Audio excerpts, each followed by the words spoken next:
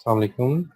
I am your class teacher, physiology class teacher, Dr. Hassan, and today we are going to start our first e-lecture on physiology. मैं उम्मीद करता हूँ कि आप लोग सारे खैरियत से होंगे और रमज़ान चल रहा है और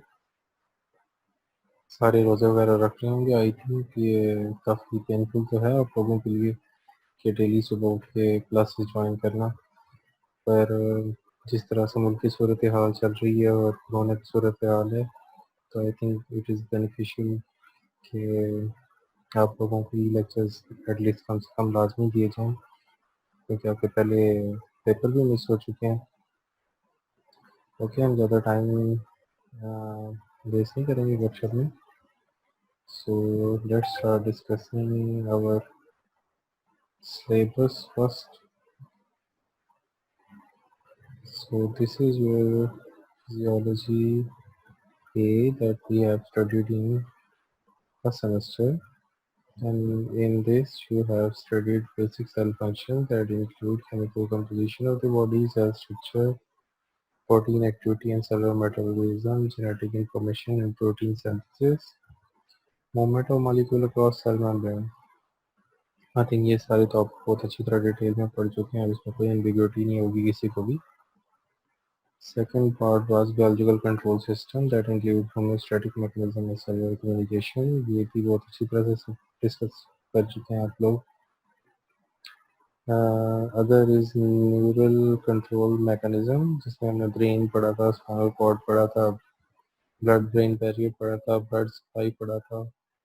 only thing that is missing in this chapter is mid brain, तो हम उसको एक दो दोबारा से डिस्कस कर लेंगे। फिर आ जाते हैं हमारे पास स्पेशल सेंसेस। ये बहुत इजी सा चैप्टर था और मैंने ये आप लोगों के जिम्मे लगाया था एज असाइनमेंट कि आप इसको खुद पढ़ लें, बट मुझे काफ़ी सारे स्टूडेंट्स कह रहे थे कि इसको दोबारा से करवा दूँ, तो इसमें मैंने अलग से लेक्चर प्रिपेयर किया हुआ है, हम इसको एक एक्स्ट्रा लेक्चर के तौर पे दोबारा से डिस्कस कर लेंगे। फिर हमारे पास हार्मोन्स वाला चैप्टर है, ये भी हम अच्छी तरह से पढ़ चुके हैं। मसल्स वाला चैप्टर तो आई थिंक बहुत दफ़ा टेस्ट भी ले चुके हैं इसके क्लास में। Then body control of body movement आ जाता है, ये बहुत ईजी से चैप्टर है। फिर आपके पास आ जाता है कॉन्शियसनेस एंड बिहेवियर, तो इसका भी मुझे काफ़ी बच्चे कह रहे थे कि इसको दोबारा से डिस्कस कर लिया जाए, तो मिड ब्रेन और ये वाला चैप्टर हम दोबारा से स्टडी कर लेंगे। Moving towards your second semester that include the physiology B, the first chapter include the process of circulation. In circulation, we are going to study the plasma, blood cells, and all the series that include heart anatomy, heartbeats, cardiac cycle, cardiac output, measurement of uh, cardiac functions, arteries, arterioles, capillaries, and veins, and all these parts, you, and all this portion we will study in this chapter. So before starting this chapter,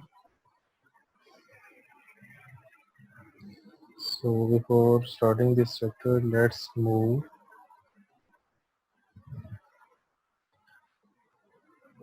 So syllabus हम discuss कर चुके हैं अच्छी तरह से, तो अब जो हमने डिस्कस करना है वो है प्रोसेस ऑफ सर्कुलेशन, तो body fluids. So what are basically body fluids? Body is formed by solid and fluids. जैसे कि आपको पता है कि हमारी बॉडी जो है वो सॉलिड्स और फ्लूइड्स की बनी हुई है, और most of the body portion include the fluids. In human beings, the total body water varies from 45 to 75% of body weight. हमारी जो बॉडी है उसमें जो हमारे पास वाटर कंटेंट है 45 to 75% तक वेरी करती हैं, depending upon the your physiological condition. For example आप हाइड्रेटेड हैं या डिहाइड्रेटेड हैं, या आपने बहुत ज़्यादा एक्सजरेशन की हुई है, एक्सरसाइज की हुई है, तो डेफिनेटली आपका वाटर कंटेंट लो होंगे। एज कम्पेयर टू अगर आप नॉर्मली अपना वाटर इनटेक आपने प्रॉपर रखा हुआ है, एक्सर्शन नहीं की हुई, क्योंकि स्ट्रीनियस एक्सरसाइज नहीं की हुई, तो आपका जो बॉडी वाटर कंटेंट है वो बैलेंस्ड होंगे. In normal young male, body contains 60 to 65% of water and 35 to 40% of solids. तो नॉर्मल मेल है उसमें 60 to 65% वाटर होता है और 35 to 40% जो होता है वो सॉलिड्स होते हैं. सेम एज जो फीमेल है उसमें 50 to 55% जो है सॉलिड कंटेंट्स होते हैं और 45 to 50% जो 50 to 55% लिक्विड कंटेंट्स होते हैं, फ्लूइड्स होते हैं, और 45 to 50% जो सॉलिड कंटेंट्स होते हैं. और total quantity of body water in an average human being weighing about 70 kg is about 40 litre. और आपके पास एक 70 kg का जो एक इंडिविजुअल है, अगर एक इंसान है, तो उसके अंदर जो फ्लूइड कंटेंट है वो 40 लीटर्स तक होते हैं. तो बेसिकली इनको डिस्कस करने का मकसद यही है कि हमें ये देखना है कि हमारी बॉडी में ये 40 लीटर जो फ्लूइड है टोटल, ये किस तरह से है, मतलब ये ब्लड की सूरत में भी है, ये वाटर, ये इसमें इंटरस्टिशियल फ्लूइड्स की सूरत में भी है, ये हमारे पास साइनोवियल फ्लूइड्स की सूरत में भी है, डिफरेंट जगहों पे डिफरेंट डिफरेंट फॉर्म में है, फ्लूइड की फॉर्म में ही. तो हमने बेसिकली इसको देखना है इस चैप्टर में. सिग्निफिकेंस क्या है इन बॉडी फ्लूइड्स की? First of all the main significance is the balancing in homeostasis. तो फर्स्ट जो हमारे पास पॉइंट है, ये क्या बेसिकली करते हैं, ये होम्योस्टेसिस बॉडी में मेंटेन रखते हैं. फॉर एग्जांपल, अगर आप का बॉडी टेम्परेचर जो है वो हाई हो रहा है, या आपको वाटर कंसंट्रेशन जो है आपकी वो लो हो रही है, तो ऑटोमेटिकली आपको जो है वो थर्स्ट फील होती है, आपको प्यास लगती है, ताकि आप पानी पिए और आपकी जो वाटर इनटेक है वो पूरा हो सके. तो ये बॉडी फ्लूइड्स ही होते हैं जो कि होम्योस्टेसिस को बेसिकली मेंटेन करवाते हैं. दूसरा क्या होता है, ट्रांसपोर्ट मैकेनिज्म. आपने ट्रांसपोर्ट वाला चैप्टर पढ़ा था जिसमें आपने डिफरेंट मैकेनिज्म पढ़े थे ट्रांसपोर्ट के, जिसमें डिफिशन था, जिसमें आपके पास डिफरेंट सेल मेम्ब्रेन के थ्रू जो प्रोसेस थे डिफिशन के, जिसमें एक्टिव ट्रांसपोर्ट था, जिसके अंदर pinocytosis, exocytosis, phagocytosis, different mechanism थे ट्रांसपोर्ट. तो ये जो है ये फ्लूइड, ये जो आपकी बॉडी में फ्लूइड है, ये ट्रांसपोर्ट मैकेनिज्म को भी मेंटेन रखते हैं. जिस तरह ये सेल मेम्ब्रेन की इंटेग्रिटी को मेंटेन रखेंगे तो ही जो आपकी ट्रांसपोर्ट है वो प्रॉपर हो पाएगी. उसके बाद आ जाते हैं पे डिफरेंट मेटाबॉलिक रिएक्शंस. बहुत सारे ऐसे मेटाबॉलिक रिएक्शंस हैं जो कि फ्लूइड्स अगर बॉडी में उनकी कंसंट्रेशन पूरी ना हो तो वो मेटाबॉलिक रिएक्शन स्टॉप हो जाते हैं. तो ये फ्लूइड्स जो हैं ये बेसिकली आपकी मेटाबॉलिक रिएक्शंस को कंटिन्यू करवाने के लिए भी बहुत ज़्यादा ज़रूरी है. फिर आपके पास क्या आ जाता है, टेक्सचर ऑफ टिश्यूज़. जो आपका टिश्यूज़ का टेक्सचर है, जो टोनिसिटी है, जो स्किन की टोनिसिटी है, उसको भी जो है ये बॉडी फ्लूइड्स जो हैं वो क्या करते हैं, मेंटेन करते हैं. फॉर एग्जांपल, जब आप डिहाइड्रेटेड होते हैं तो आपके लिप्स होते हैं वो ड्राई हो जाते हैं. जब आप पानी पीते हैं या फुल हाइड्रेटेड होते हैं तो आपके लिप्स उस तरह से ड्राई वाली कंडीशन में नहीं होते. तो उस इंटेग्रिटी, आपकी स्किन जो होती है वो अगर आप हाइड्रेटेड रहें तो आपकी स्किन भी हाइड्रेटेड रहती है. आपको अगर बॉडी में डिहाइड्रेशन होगी, स्किन पे आपके इचिंग होगी, रेडनेस होगी, सेम आपके लिप्स ड्राई हो जाएंगे, आपकी जो सलाइवा है उसकी प्रोडक्शन कम हो जाएगी, आपका माउथ जो है वो ड्राई हो जाएगा. या एज़ कम्पेयर टू अगर आप हाइड्रेटेड हैं और आप वाटर कंसंट्रेशन और बाकी जो फ्लूइड्स हैं वो आपके प्रॉपर एक कंसंट्रेशन में है, तो ये सब चीज़ें क्या रहेंगी, मेंटेन रहेंगी. Final is the temperature regulation. As you know कि हमारी जो बॉडी है उसका जो नॉर्मल टेम्परेचर होता है वो ऑलमोस्ट 37 डिग्री सेंटीग्रेड होता है। तो अगर आप किसी गर्म जगह पे जाते हैं, जैसे आजकल गर्मियाँ हैं, तो आपको फ़ौरन से स्वेटिंग स्टार्ट हो जाती है। तो स्वेटिंग होने का मकसद क्या होता है कि आपका बॉडी टेम्परेचर राइज हो रहा है, तो ये फ्लूइड्स सेक्रीट होते हैं in the form of sweating, के पसीना आता है आपको और वो क्या करता है, बॉडी टेम्परेचर को लो कर देता है। तो ये जो है ये जो सेम ऐसे आपकी जब आप किसी ठंडी जगह पे जाते हैं तो आपकी ब्लड सर्कुलेशन जो है वो इंक्रीज हो जाती है, ताकि हम मैक्सिमम हीट को सर्कुलेट कर सके बॉडी में और आपको ज़्यादा ठंड ना लगे। तो इस तरह से टेम्परेचर रेगुलेशन में भी ये फ्लूइड्स क्या होते हैं, हेल्पफुल होते हैं। Okay, let's move toward the next slide. Compartments of the body fluids. Total water in the body is about 40 litre. आपकी बॉडी में टोटल वाटर की कंसंट्रेशन है वो हमने पहली स्लाइड पे भी देखा था, वो कितनी होती है, 40 litre. It is distributed into two major compartments, intracellular fluid and extracellular fluid. Intracellular fluid क्या है, जो आपके सेल्स के अंदर है, और एक्स्ट्रासेलुलर फ्लूइड क्या है, जो जिसने सेल्स को सराउंड किया हुआ है। Intracellular fluid is 22 liter and 55% of total body water। जो आपकी टोटल एक तो 22 लीटर होता है और 55% जो टोटल बॉडी वाटर है वो क्या होता है आपके पास, इंट्रासेलुलर फ्लूइड होता है। एक्स्ट्रासेलुलर फ्लूइड क्या है, it is volume is about 18 litre. Extracellular fluid जो है इसका वॉल्यूम कितना होता है, आपके पास 18 लीटर होता है और ये 45% ऑफ टोटल बॉडी वाटर होता है। मतलब अगर बॉडी का 45% वाटर है वो क्या होता है आपके पास, एक्स्ट्रासेलुलर फ्लूइड। हम इसको ग्राफिकली अगर देखें तो extracellular fluid is divided into 5 सब units. Interstitial fluid and lymph जो है उनमें जो आपके पास एक्स्ट्रासेलुलर फ्लूइड होता है वो 20% तक होता है। आपका प्लाज्मा है, that is also a form of extracellular fluid and that is 7 to 7.5%। बाकी बोन्स जो हैं उनके जो फ्लूइड है वो भी ऑलमोस्ट 7.5% होता है। Fluid in dense connective tissue, जो आपके डेंस कनेक्टिव टिश्यू है उनमें भी जो फ्लूइड की कंसंट्रेशन है वो कितनी होती है, 7.5%। इस तरह ट्रांस सेलुलर फ्लूइड्स जो हैं, जो कि हम देखते हैं ट्रांसफर फ्लूइड्स में क्या क्या चीज़ें आ जाती हैं, कौन कौन से फ्लूइड्स आ जाते हैं, वो भी आपके पास 2.5% होते हैं। ये वहाँ पर टोटल कंसंट्रेशन 100 है, उसके कंपेरेटिव ये सारी कंसंट्रेशन दी हुई हैं। तो ट्रांससेलुलर फ्लूइड्स जो हैं इसको हम देखते हैं कि ट्रांससेलुलर फ्लूइड्स क्या होते हैं। Transcellular fluid it include cerebrospinal fluid, जो आपके स्पाइनल कॉर्ड में होता है, जो आपके ब्रेन में सर्कुलेट करता है, ये हम सीएनएस में भी स्टडी कर चुके हैं। दूसरा आपके पास क्या आ जाते हैं, इंट्राओकुलर फ्लूइड्स, जो आपके आई में होते हैं, जो आपके आई की जो है इंटेग्रिटी, जो आई की रिजिडिटी है उसको मेंटेन रखते हैं। इसी सेम आपके पास डाइजेस्टिव जूसेस आ जाते हैं।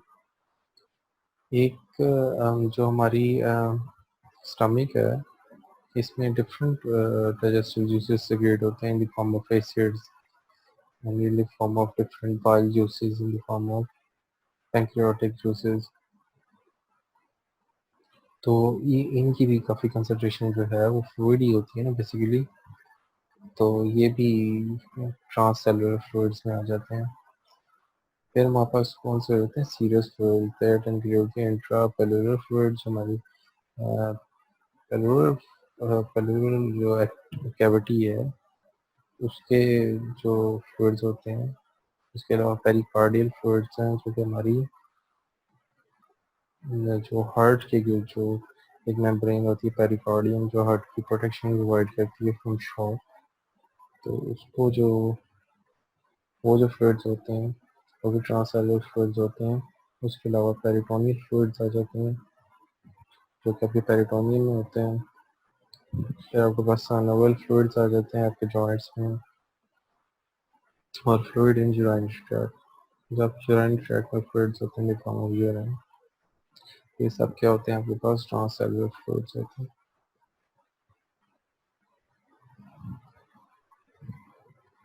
ये आपके पास डायग्राम शो करिए कि body fluid compartment and movement of fluid between different compartments. ये आपके पास इंट्रासेलुलर फ्लूइड्स का कंपार्टमेंट है, ये आपके पास इंटरस्टिशियल फ्लूइड्स का कंपार्टमेंट है, और ये अदर फ्लूइड्स आ जाते हैं प्लाज्मा।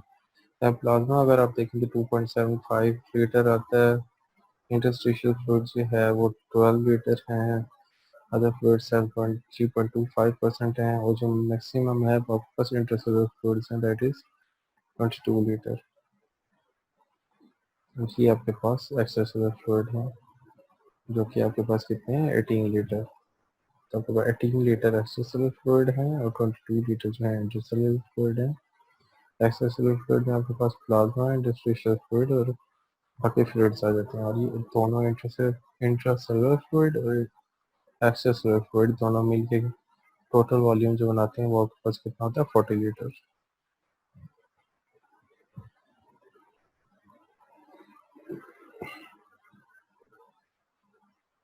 ओके, नेक्स्ट स्लाइड की तरफ मूव करते हैं।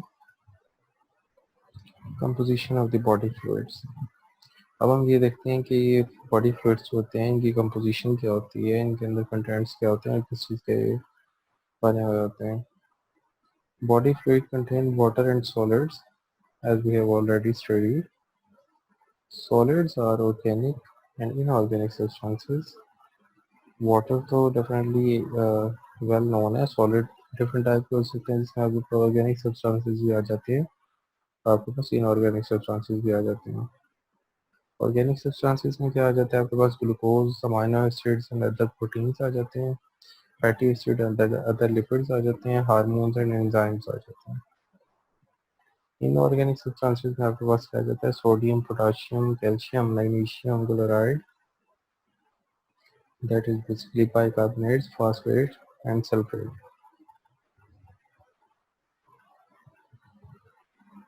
ओके, ये काफ़ी सिंपल सी बात थी।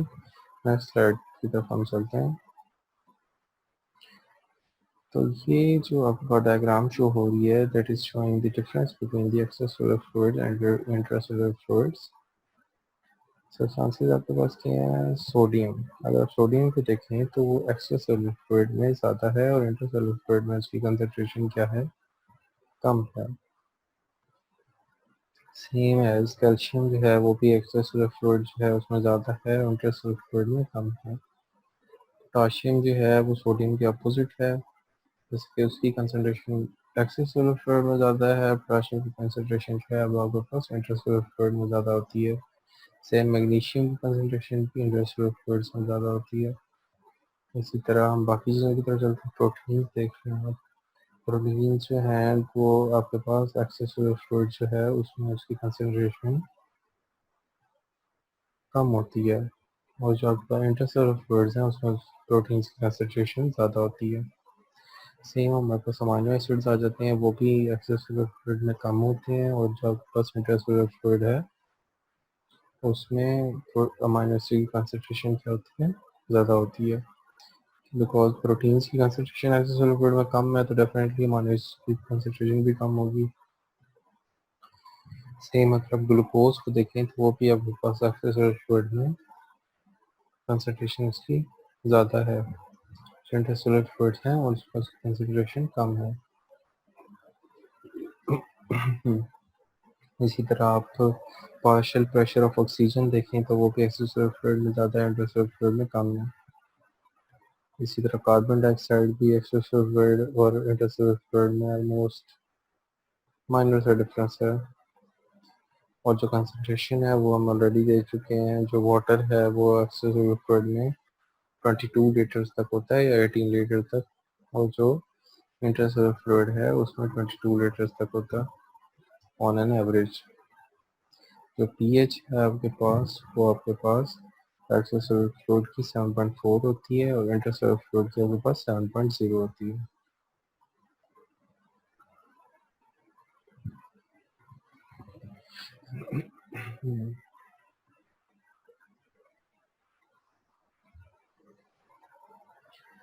Concentration of body fluids. Concentration of body fluid is expressed in three ways: osmolarity, and tonicity.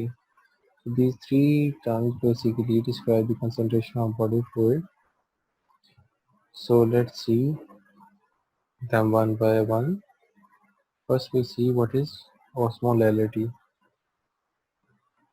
Osmolality is expressed as the number of particles per kilogram of the solution. मतलब एक जो आपका 1 kg of water है, अगर हम उसको Wei करते हैं तो उसमें जितने मोल्स हैं सॉल्यूट के, तो वो आपकी क्या होगी, osmolality. It is the concentration of osmotically active substance in the solution. ये आपके पास जो ऑस्मोटिकली एक्टिव सब्सटेंस है, ऑस्मोटिकली एक्टिव सब्सटेंस क्या है, जो कि आपकी टोनिसिटी को मेंटेन कर रहा है, जो आपकी सब एक्सटेंशन प्रोड्यूस कर रहा है, जो टोनिसिटी मेंटेन कर रहा है, वो आपके पास क्या है, ऑस्मोटिकली एक्टिव सब्सटेंस है. Measure of a fluid capability to create osmotic pressure is called osmolality. इसी तरह हम इसको यूँ भी डिफाइन कर सकते हैं कि जो आपके पास फ्लूइड की कैपेबिलिटी है ऑस्मोटिक प्रेशर को जनरेट करने की, कि फ्लूइड जो ऑस्मोटिक प्रेशर क्रिएट करता है, वो आपके पास क्या होती है, ऑस्मोलैलिटी या osmotic concentration of a solution. Second जो हम है वो डिस्कशन करते हैं ऑस्मोलैरिटी.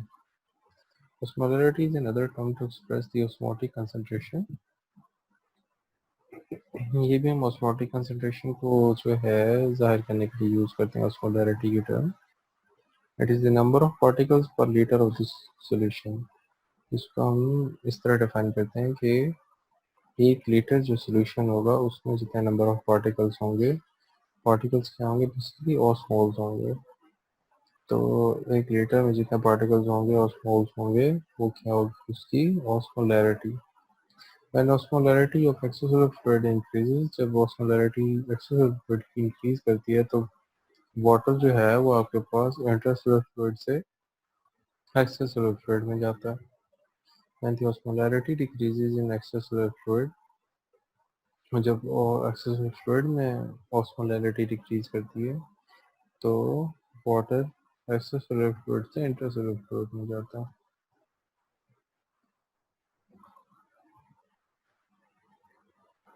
अब यहाँ पे हमारे पास कुछ टर्म है, जैसे कि हमारे पास आ जाती है ऑस्मोल्स. क्या होते हैं, मोल्स एंड ऑस्मोल्स. तो मोल क्या होता है, mole is the molecular weight of a substance in gram. किसी भी सब्सटेंस का जो मॉलिक्यूलर वेट है, अगर हम उसको ग्राम में एक्सप्रेस करते हैं तो that is number of moles. Millimoles अगर आप कहेंगे तो मिली मोल इज 1/1000 ऑफ ए मोल. मतलब एक मोल का जो 1000 पार्ट है वो आपके पास क्या होता है, millimole. It is molecular weight of a substance in gram and divided by number of free moving particles separated in a solution of each molecule.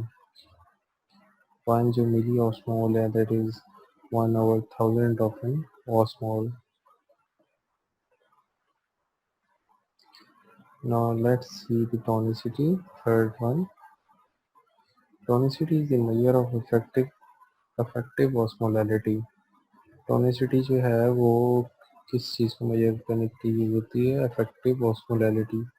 मतलब ऑस्मोटिकली एक्टिव सब्सटेंस की हम बात कर रहे थे. ऑस्मोटिकली एक्टिव सब्सटेंस क्या होता है, जब टोनिसिटी प्रोड्यूस कर रहा होता है. तो tonicity is the measure of effective osmolality. मतलब कितनी ऑस्मोलैलिटी है किस चीज़ में, तो वो उतना टॉनिक होगा. मतलब हम उसको कहेंगे इस सब्सटेंस में अगर ऑस्मोलैलिटी है, हम यूँ कह सकते हैं कि अगर इसमें ऑस्मोलैलिटी है तो इसमें टोनिसिटी भी है. In terms of tonicity, the solution are classified into 3 categories. Osmolarity को अगर हम डिस्क्राइब करते हैं तो सॉल्यूशन को हम 3 कैटेगरीज में डिवाइड करते हैं. फर्स्ट आपके पास क्या आ जाते हैं, isotonic fluids. Iso means same. तो आइसोटोनिक फ्लूइड्स कौन से होंगे, जिसकी हम एग्जांपल लें तो 0.9% सोडियम क्लोराइड सोल्यूशन जो जिसको हम नॉर्मल सलाइन भी बोलते हैं, and 5% glucose solution, 5% dextrose solution जो होता है.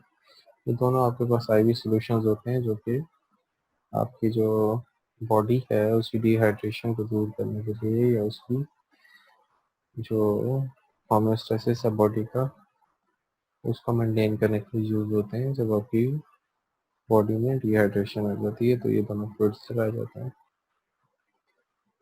Second is the hypertonic fluid. Hyper का मतलब डेफिनेटली मतलब एक्सीड कर देना है उनको। तो हाइपरटोनिक फ्लूइड्स कौन से होंगे? 2% सोडियम क्लोराइड सॉल्यूशन। मतलब ये कौन से हैं? इनकी कंसंट्रेशन क्या है?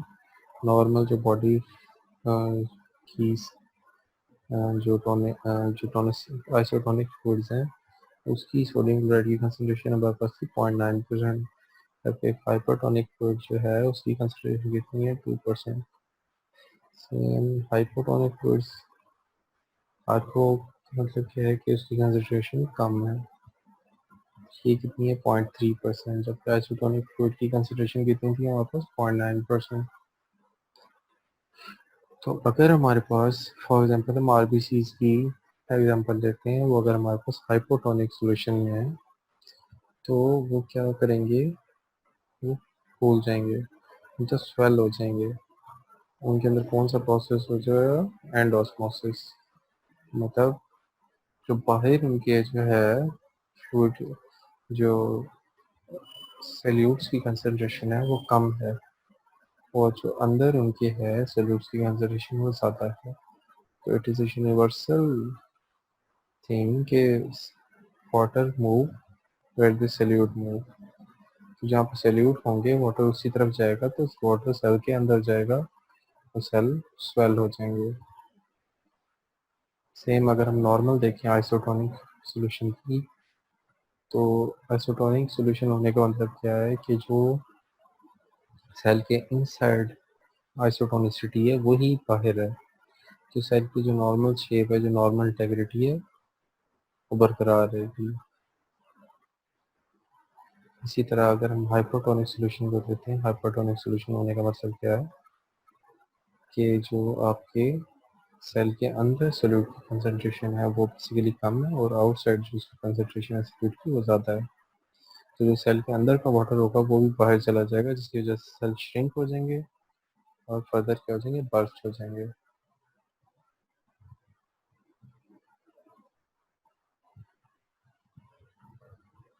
तो ये बात हमें बताती है कि टोनिसिटी कितनी इंपॉर्टेंट है for normal homeostasis of the body.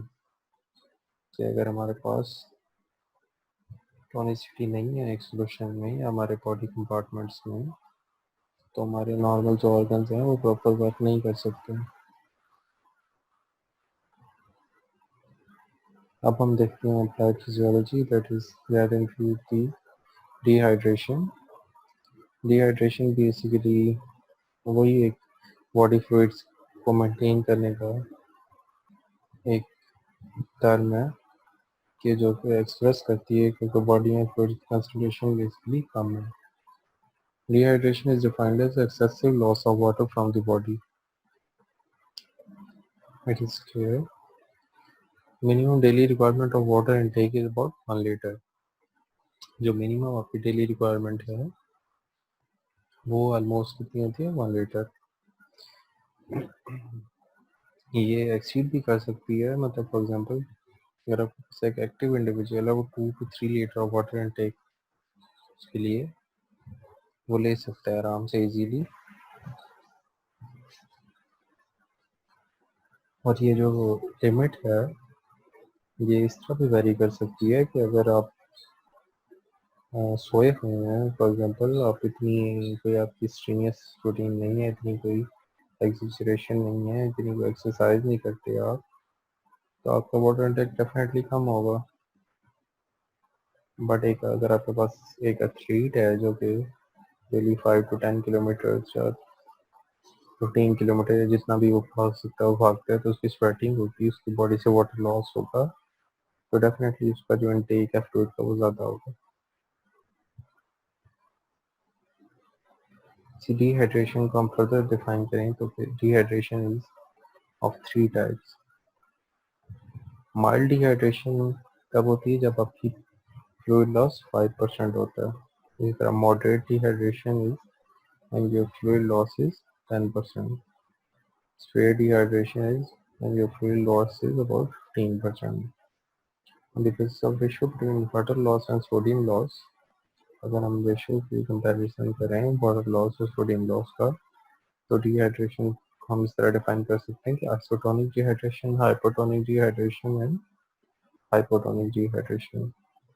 Isotonic dehydration में क्या होता है आपके पास कि balance loss of water and sodium होता है, कि जितना वाटर आपके पास लॉस हो रहा है उतना आपके पास सोडियम भी लॉस हो रहा है।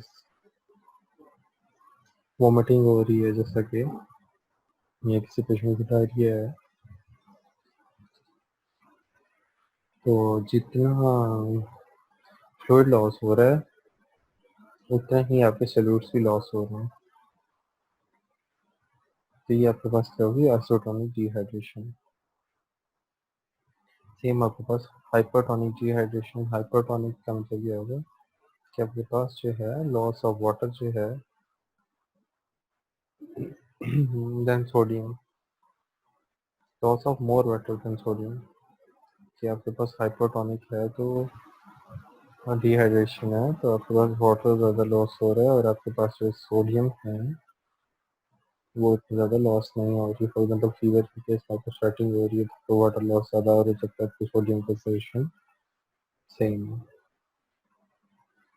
सेम हाइपोटोनिक डिहाइड्रेशन है। हाइपोटोनिक डिहाइड्रेशन का मतलब क्या है कि वाटर कम लॉस हो रहा है और सोल्यूट ज़्यादा लॉस हो रही है। तो ये किस तरह से होगा कि loss of more sodium than water, excess use of diuretics. Diuretics basically क्या करते हैं, और जो आपकी जो सल्यूट की कंसंट्रेशन है, सल्यूट के जो एक्सक्रीशन है उसको बढ़ा देते हैं। तो डायूरेटिक्स का काम क्या होता है कि आपकी फ्लूइड जो है उसको कम करना, जिस तरह फ्लूइड की रीअब्जॉर्प्शन जो है उसको रोक देते हैं। तो जो अगर फ्लूइड सल्यूट्स जो हैं वो रीअब्जॉर्ब नहीं होंगे तो सल्यूट्स एक्सक्रीट हो जाएंगे, और अगर सल्यूट एक्सक्रीट होंगे तो वाटर भी उनके साथ एक्सक्रीट होगा। तो they are basically causes the process of diuresis, और डायूरेसिस की वजह से जो हमारी बॉडी में फ्लूइड की कंसंट्रेशन है वो भी बेसिकली कम हो जाती है। पर इस केस में ऐसे है कि हमारे पास सल्यूट्स जो हैं वो ज़्यादा लॉस हो रहे होते हैं, और जो हमारा वाटर है वो as compare to the solutes कम लॉस हो रहा होता है।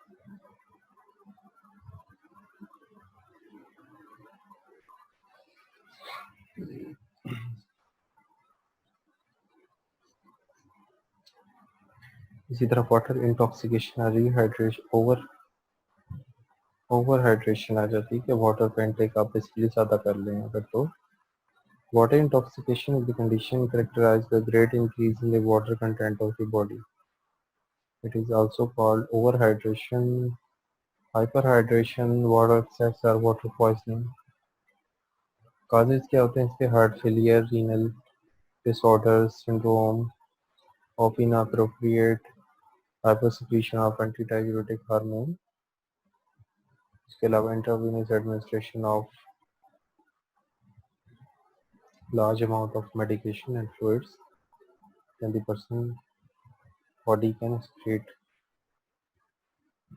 इसी तरह इन्फेंट्स जो हैं, इन्फेंट्स में बेसिकली किस तरह से हो सकता है, अगर वो जैसे कि एक्सप्लेन किया हुआ है इन्फेंट्स में, इस तरह से होता है अगर कोई बच्चा है वो स्विमिंग कर रहा है, न्यू न्यू स्विमिंग कर रहा है, उसे एक्सरसाइज कर रहा है स्विमिंग की, तो उसके माउथ में वाटर जाता रहेगा, तो वो चाहते भी कंट्रोल नहीं कर रहा, उसको इतनी प्रैक्टिस नहीं है, तो that cause the water intoxication. इसी तरह जो एडल्ट है whose heart and kidney are functioning normally can develop water intoxication if person consume about 8 litre of water every day regularly। जो कहते हैं डेली 8 लीटर पानी पीना चाहिए, तो यहाँ 8 लीटर ऑफ वाटर बेसिकली कहा कि water intoxication, basically water intoxication होती नहीं है बॉडी में अगर आपकी जो बॉडी है वो प्रॉपर काम कर रही है। फॉर एग्जांपल हार्ट फेलियर है आपको, जैसे कि हम पहले भी डिस्कस कर चुके हैं। हार्ट फेलियर होने का मतलब क्या है कि आपका हार्ट प्रॉपर नहीं कर रहा फ्लूइड्स को पंप, तो उसकी वजह से अगर आप ज़्यादा पानी पी लेंगे तो क्या करेगा, आपके लिए टॉक्सिक हो जाएगा। रीनल डिसऑर्डर है कि आपके पास जो आपकी यूरिनरी ट्रैक है या किडनीज हैं तो प्रॉपर वाटर फिल्ट्रेशन नहीं कर रही और वाटर को एक्सक्रीट नहीं कर रही इसी तरह से, तो भी वो आपका वाटर जो है बॉडी में जमा हो जाएगा और वो क्या करेगा, टॉक्सिक हो जाएगा। तो इसी तरह ये डिफरेंट कंडीशंस हैं जो कि क्या करती हैं, वाटर इंटॉक्सिकेशन काज करती हैं। वाटर इंटॉक्सिकेशन बेसिकली तब होती है जब हमारी जो ऑर्गन्स हैं वो नॉर्मल तरीके से काम नहीं कर रहे।